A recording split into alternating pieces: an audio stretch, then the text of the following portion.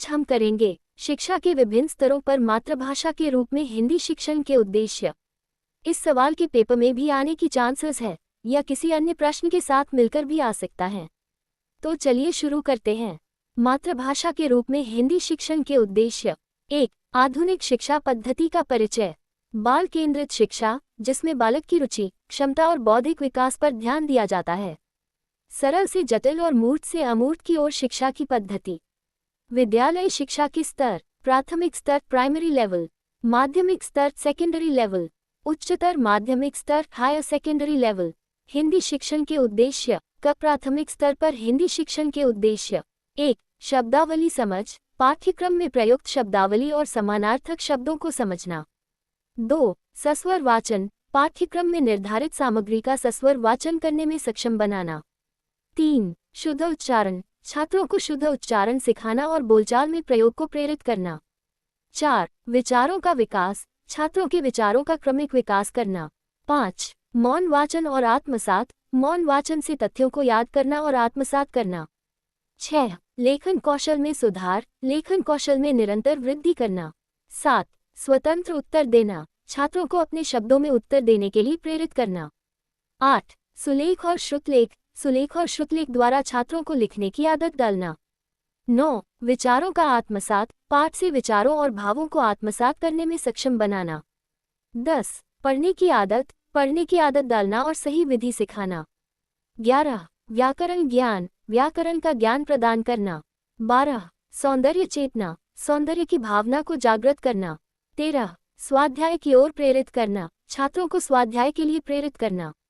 14. बोध शक्ति का विकास, बोध शक्ति का इतना विकास करना ताकि वे विभिन्न विषयों को पढ़ने में सक्षम हो सकें।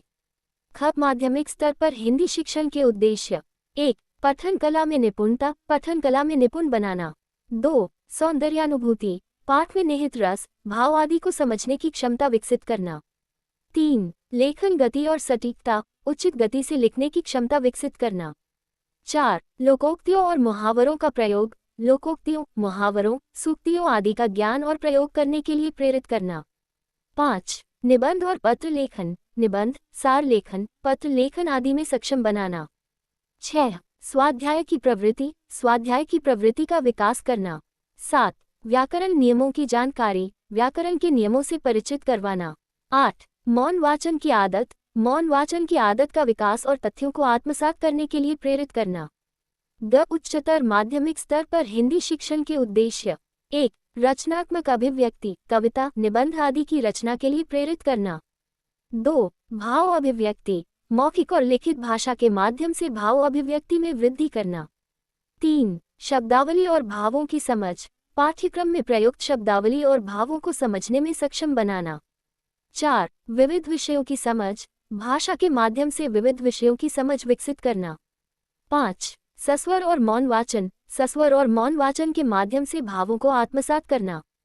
6. शुद्ध उच्चारण और सृजनात्मकता, शुद्ध उच्चारण और सृजनात्मक कार्यों के लिए प्रेरित करना। 7. सौंदर्य चेतना, साहित्य में सौंदर्य चेतना को समझना। 8. चिंतन प्रवृत्ति की ओर उन्मुख करना। 9. मातृभाषा के साहित्य का अध्ययन, मातृभाषा के साहित्य को पढ़ने के लिए प्रेरित करना। 10. साहित्यकारों की भाषा शैली, प्रमुख साहित्यकारों की भाषा शैली से परिचित करवाकर अपनी शैली का निर्माण करना। 11. संस्कृति और साहित्य का ज्ञान, अपनी संस्कृति और साहित्य का ज्ञान प्रदान करना। ये उद्देश्य छात्रों की शैक्षिकी यात्रा के विभिन्न चरणों में उनके भाषा कौशल और सांस्कृतिक समझ को विकसित करने के लिए बनाए गए हैं। Thank you. Like, comment and subscribe.